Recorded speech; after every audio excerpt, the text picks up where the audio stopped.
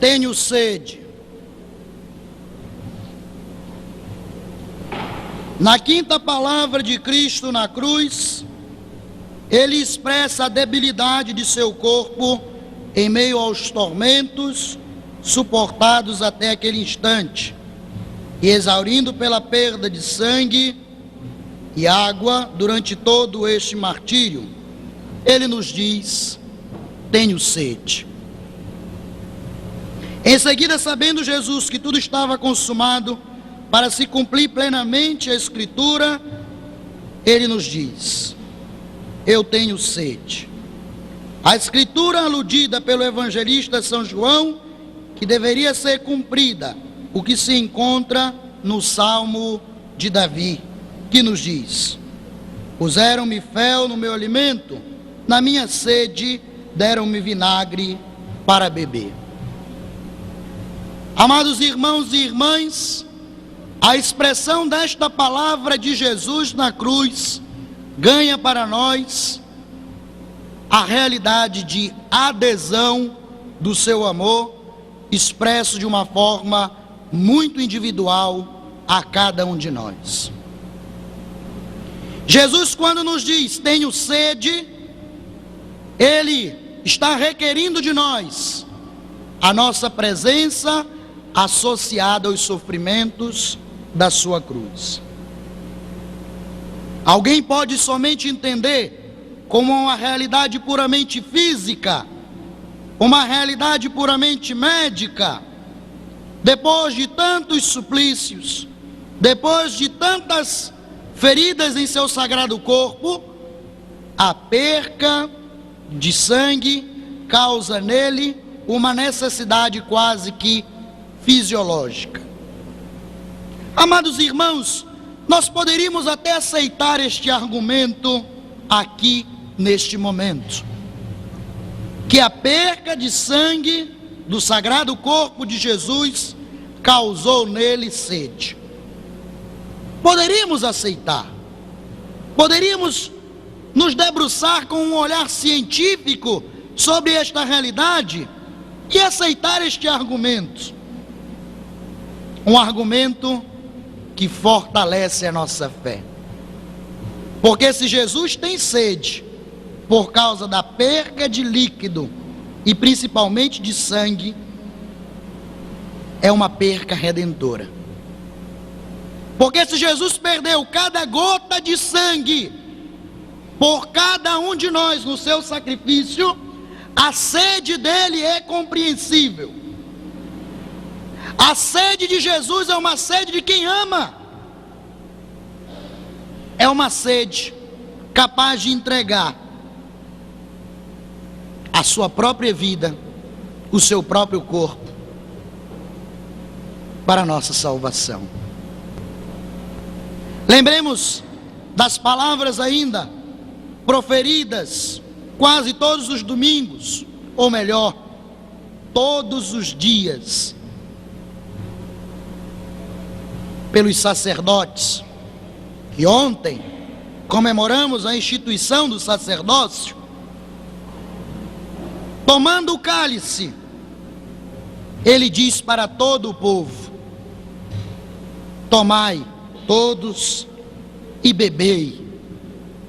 Este é o cálice do meu sangue, o sangue da nova e eterna aliança, que será derramado por vós e por todos para a remissão dos pecados. Fazei isto em memória de mim.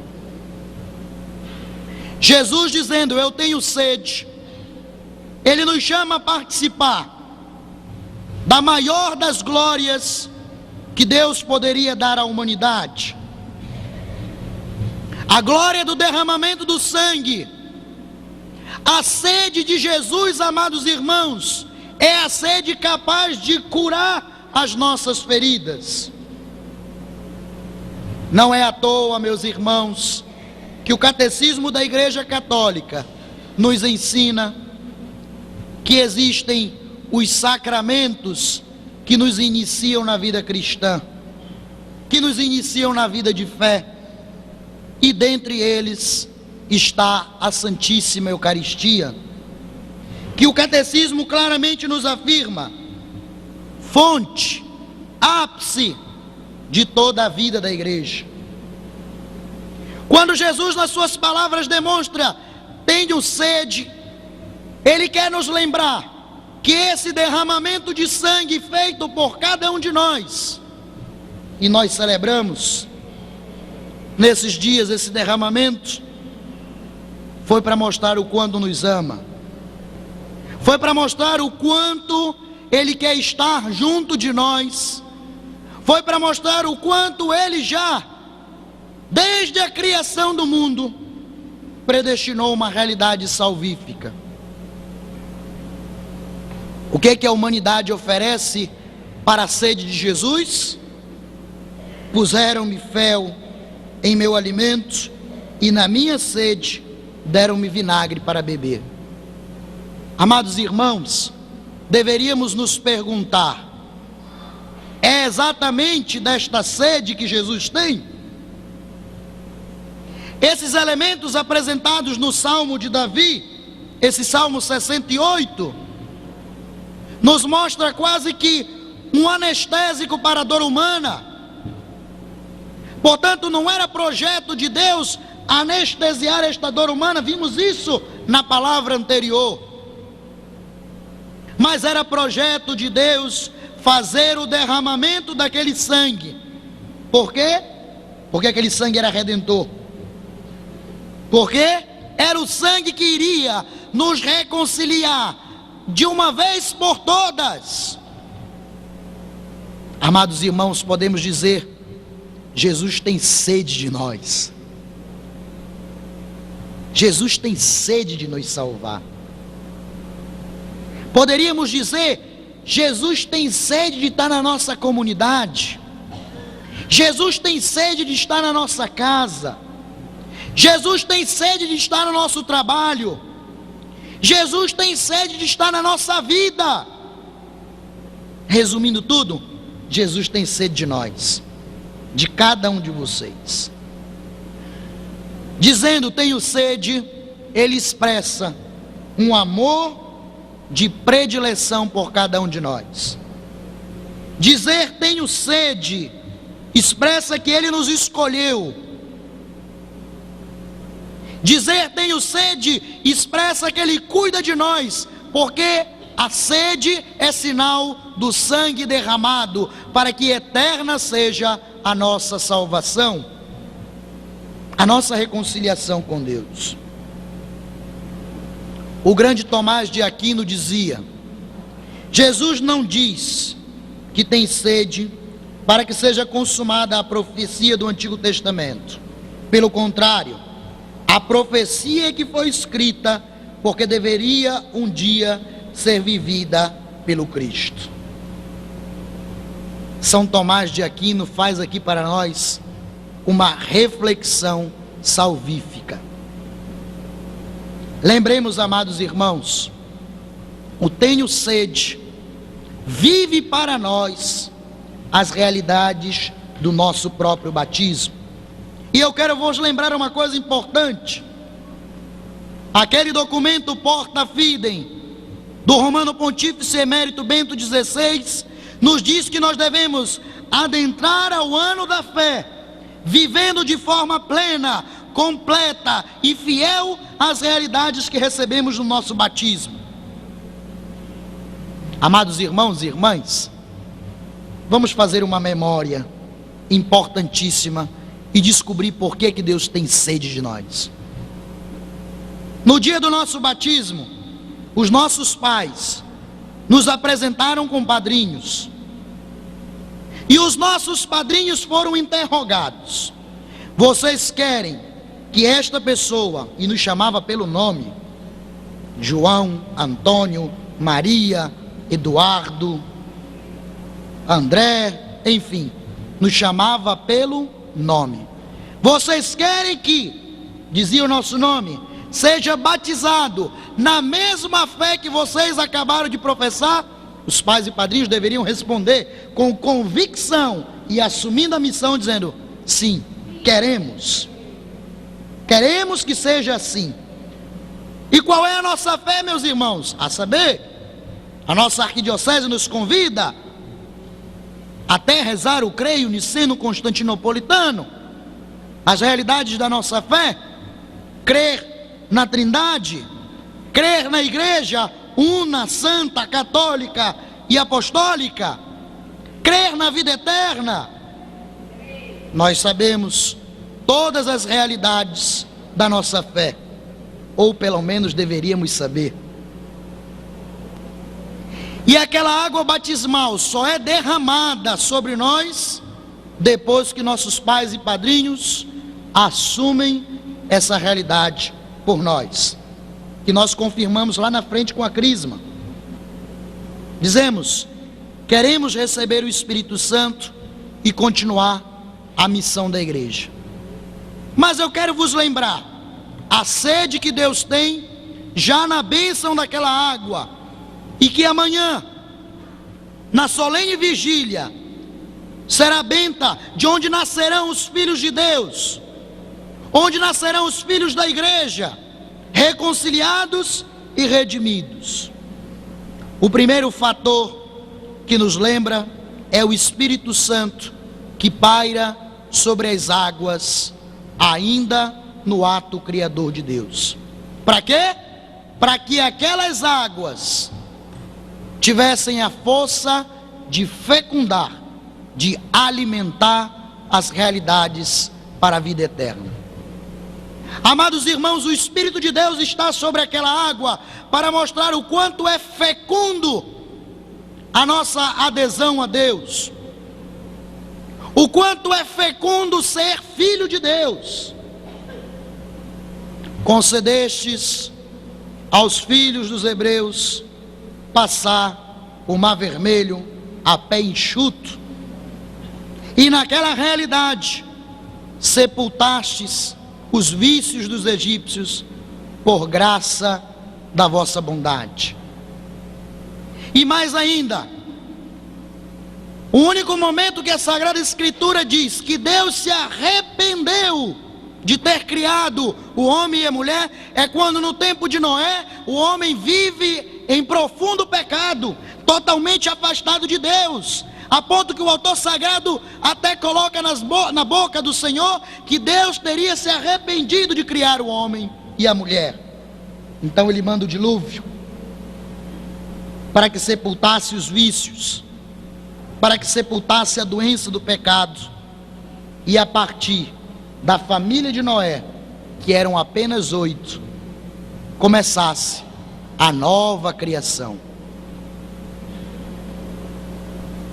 O Filho amado, sem ter culpa alguma, foi como ungido pelo Pai para o Jordão e se fez batizar por João. A solidariedade de Deus para conosco.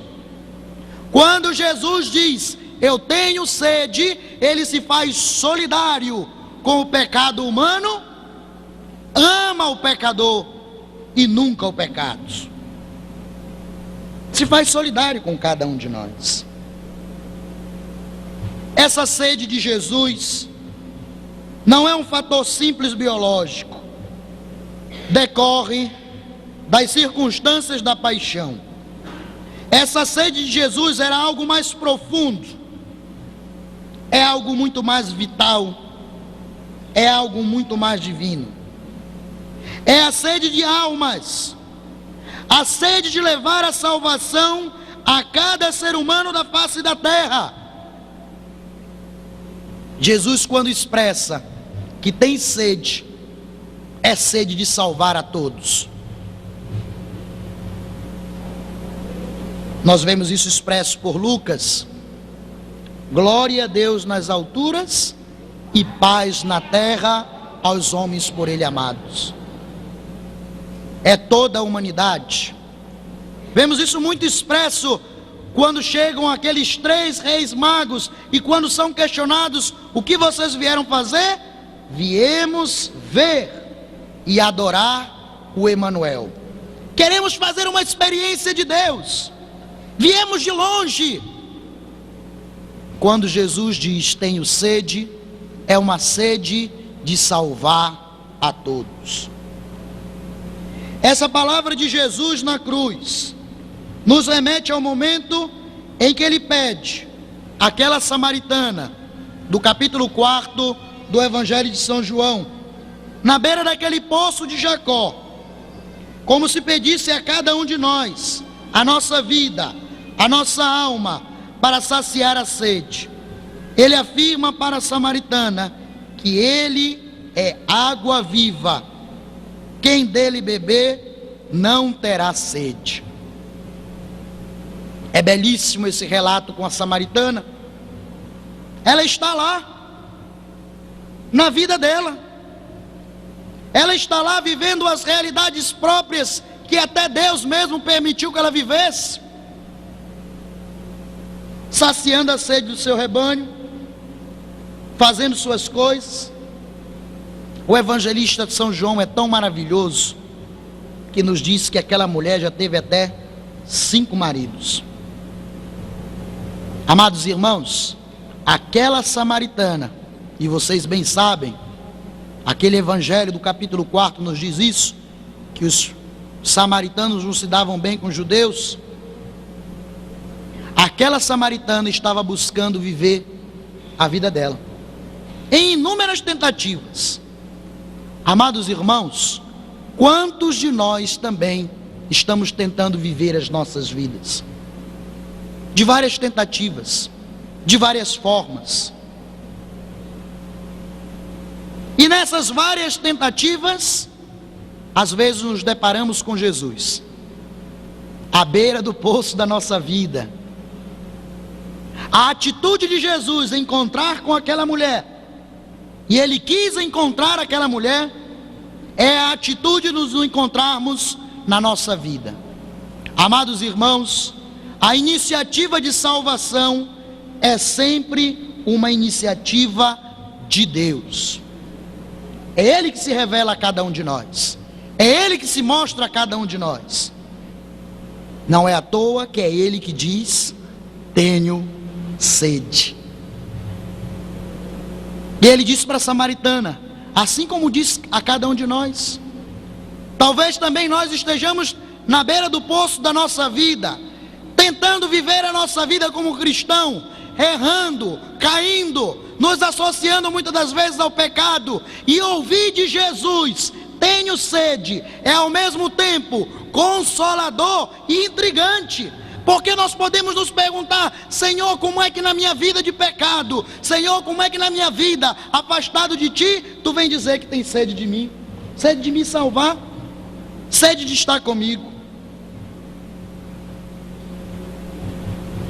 Respondeu-lhe Jesus à samaritana: se conhecestes o dom de Deus, e quem te pede, dá-me de beber, certamente tu lhe pediria, e eu te daria água viva. O que bebe desta água que eu lhe der, jamais terá sede, mas a água que eu lhe der virá a ser nele fonte de água que jorra até a vida eterna. Amados irmãos, a sede de Deus é de nos transformar em seus filhos verdadeiros.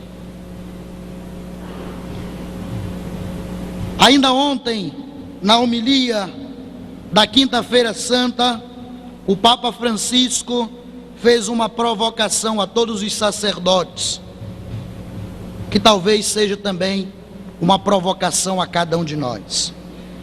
Ele dizia para os sacerdotes que estavam com ele e para os sacerdotes do mundo inteiro: sintam o cheiro das ovelhas. Amados irmãos, associar-se a Cristo, água viva, e essa fonte que jorra dentro de nós, é mostrar para o mundo que Jesus nos salvou por sua cruz. Amados irmãos, o povo que está afastado de Deus tem que olhar para nós, cristãos, e enxergar esta cruz cravada no nosso peito e essa água viva jorrando de dentro de nós, como sinal para o mundo, muitas das vezes afastado de Deus. Santo Agostinho comenta brilhantemente esta passagem. Ele diz para nós: desejaria ele beber realmente quando dizia a samaritana: dai-me de beber? E quando diz sobre a cruz: tenho sede? Do que teria sede, senão de nossas boas obras? Jesus demonstra, naquele ato da cruz, que todas as vezes que nós nos associarmos à sua paixão, nós temos que dar frutos. E é Ele mesmo que nos diz no Evangelho segundo São João: e que o vosso fruto permaneça. O mundo tem que olhar para nós, amados irmãos, e dizer: ali está um cristão que de fato vale a pena o Cristo ter sede dele. Ali está de fato alguém que valeu a pena todo o sacrifício redentor de Jesus. Como? Não pelas nossas palavras, não pelo nosso rosto bonitinho, não pelas nossas vestes, pelas nossas obras. Nos dizia o grande Santo Antônio, quando foi questionado: o que devo fazer para possuir a vida eterna? É a mesma pergunta que faz o jovem rico a Jesus no Evangelho de Lucas. Santo Antônio respondeu: cessem as palavras, falem as obras. Todas as vezes que quisermos apresentar ao mundo a sede que Deus tem de nós, cessem as palavras, falem as nossas obras. Santo Afonso Maria Ligório ressalta que esta sede de salvar toda a humanidade, sentida por Jesus pendente na cruz. Grande foi a sede corporal de Jesus. Sofreu na cruz, já pelo sangue derramado no horto, já no pretório da flagelação e coroação de espinhos, e ainda na mesma cruz, onde de suas mãos e pés cravados escorriam rios de sangue, como 4 fontes naturais. Sua sede espiritual foi, porém, muito maior. Isto é, o desejo ardente que tinha de salvar todos os homens e de sofrer ainda mais por nós. Como nós comumente rezamos e cantamos: prova de amor maior não há. Juliano ainda escreve: esta sede nasce da fonte de amor que inesgotavelmente Deus tem por nós. São Tomás de Aquino, comentando isso, expressa: a veracidade do sofrimento é expresso através da sede que Jesus tem de salvar o mundo e que o próprio Cristo sentiu na sua paixão. Dizer que Jesus tem sede é dizer que a sua paixão não foi de mentirinha. Dizer que Jesus tem sede é expressar que de verdade ele sofreu e passou por todos os suplícios daquela cruz. Dizer que Jesus tem sede é, antes de tudo, porque morre de morte verdadeira, não de morte de um fantasma. Ainda aqui aparece o seu desejo ardente da salvação do gênero humano, conforme nos diz Paulo: Deus, nosso Salvador, quer que todos se salvem e cheguem ao conhecimento da verdade. Participar da sede de Jesus é participar da verdade da paixão de Cristo. Nosso Senhor não morre de mentirinha. Nosso Senhor não morre como um espetáculo, como muitos naqueles momentos esperavam. Nosso Senhor morre verdadeiramente. E a aclamação oriental que nos é feita durante a Páscoa: ele ressuscitou verdadeiramente, porque verdadeiramente ele morreu. Com essa palavra, Cristo continua a mostrar seu incomensurável amor pela humanidade, chegando a sentir sede física e espiritual pela salvação das almas. Santa Catarina de Sena expressa de uma forma belíssima: é a fome e a sede do ansioso desejo que Jesus tinha de nossa salvação, que o fazia exclamar sobre o madeiro da cruz: tenho sede, como se dissesse: tenho sede e desejo de vossa salvação. Mais do que vos pode demonstrar o suplício corporal da sede. Sim, porque a sede do corpo é limitada, mas a sede do santo desejo não tem limites. A sede de nos salvar é ilimitada. Jesus, quando expressa tenho sede, ele diz a cada um de nós: eu quero vos salvar. Oremos. Ó Deus, que pela sede do vosso amado Filho reconciliaste o mundo com a vossa salvação, concedei a cada um de nós a sede da mesma salvação, edificando assim o corpo místico de Cristo, que é a Igreja. Por nosso Senhor Jesus Cristo, vosso Filho, na unidade do Espírito Santo.